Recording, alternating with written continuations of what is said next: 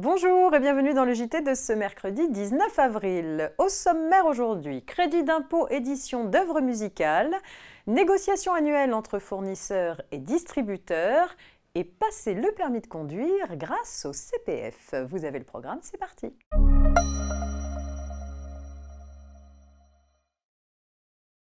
Les entreprises d'édition musicale soumises à l'impôt sur les sociétés peuvent sous certaines conditions bénéficier d'un crédit d'impôt spécifique. Cet avantage s'applique à certaines dépenses d'édition d'œuvres musicales engagées jusqu'au 31 décembre 2024. Les entreprises concernées doivent déposer une déclaration spéciale en même temps que le relevé de solde de l'IS, puis en adresser une copie au Centre national de la musique. L'administration fiscale vient de mettre en ligne 2 nouveaux formulaires que les entreprises doivent utiliser pour obtenir ce crédit d'impôt.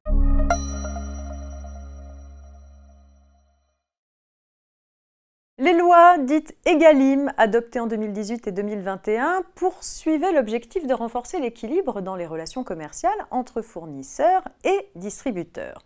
Une loi du 30 mars 2023 instaure de nouvelles mesures pour corriger le rapport de force entre fournisseurs et grande distribution. Un dispositif va être expérimenté pendant 3 ans s'agissant des négociations annuelles entre fournisseurs et enseignes de la grande distribution qui ont lieu du 1er décembre au 1er mars pour définir le juste prix des produits, le montant des commandes et des ristournes éventuelles. Jusqu'ici, faute d'accord après le 1er mars, les fournisseurs devaient livrer les distributeurs aux conditions de l'année précédente et ce pendant plusieurs mois de préavis, même si leur coût de production avait augmenté. Désormais, à défaut de contrat signé au 1er mars, le fournisseur aura le choix. Soit il cesse les livraisons, soit il applique un préavis de rupture classique en tenant compte des conditions économiques du marché.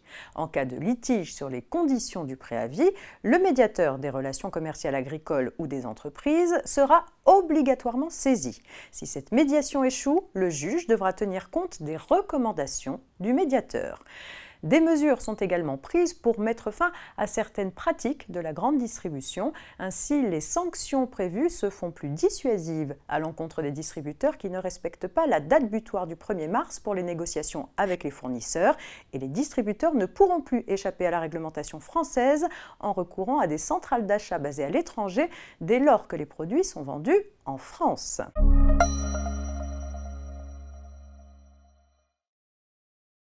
Une proposition de loi adoptée le 27 mars dernier en première lecture par l'Assemblée nationale prévoit plusieurs mesures visant à faciliter l'obtention du permis de conduire, dont une pour étendre les possibilités d'utilisation du compte personnel de formation, le CPF. En l'état actuel, le titulaire d'un CPF peut le mobiliser pour financer la préparation de l'épreuve théorique du code de la route et de l'épreuve pratique du permis de conduire des véhicules relevant des catégories dites véhicules du groupe léger et du groupe lourd, ce qui exclut les autres permis du type scooter ou moto. La proposition prévoit d'étendre la possibilité d'utiliser le CPF pour la préparation aux épreuves théoriques ou pratiques à toutes les catégories de permis de conduire d'un véhicule terrestre à moteur. L'examen de la proposition de loi doit maintenant se poursuivre au Sénat. C'est tout pour aujourd'hui, je vous souhaite une très agréable journée et à demain jeudi pour la suite de l'actualité juridique.